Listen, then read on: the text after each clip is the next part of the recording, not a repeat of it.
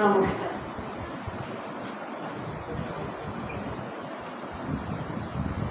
জাতীয় জীবনে যখন বিপদ ঘনিয়ে আসে তখন নির্ভীক চিত্তে একে অপরের পাশে দাঁড়ানো এবং সেই বিপদে যে মোকাবিলা করবার জন্য একমাত্রই হচ্ছে পথ। কবি বীরেন্দ্র চট্টোপাধ্যায়ের কবিতা জন্মভূমি নাম।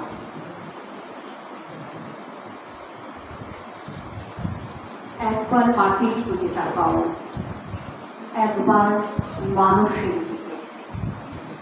এখনো রাত শেষ হয়নি, অন্ধকার এখনো তোমার বুকের ওপর কঠিন পাথরের মতো। তুমি নিঃশ্বাস নিতে পারছো না। মাথার ওপর একটা ভয়ঙ্কর কালো আকাশ এখনো বাঘের মতো থাবা উঠিয়ে বসে আছে।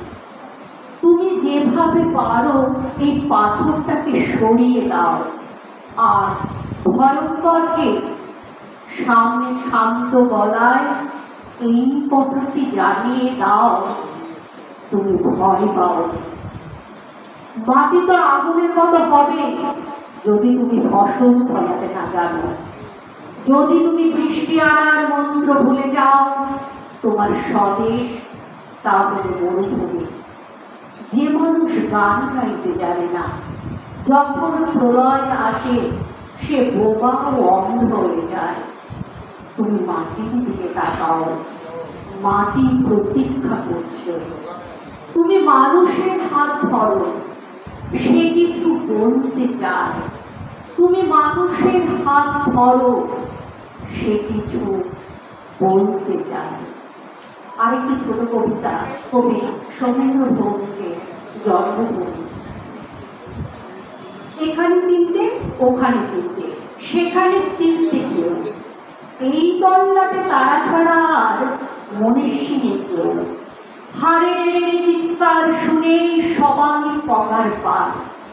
কেবল একটা হাবা গবা ছেলে, নাম ভুলে গেছে তার। তার দু চোখের দৃষ্টি কেমন স্বপ্নের মতো নীল। আমির খানের মুখের সঙ্গে একটু রয়েছে মিল। সবাই ধরলো, মারলো, বলল বল জয় শ্রীরাম। ছেলেটা বলল রবীন্দ্রনাথ, নজরুল ইসলাম। আরো একদল বলল বল আল্লাহ আকবর। ছেলেটা বলল চিরজীব আর অতীশ দীপঙ্কর। সবাই ধরল, মারলো, বলল কোনখানে তোর ঘর।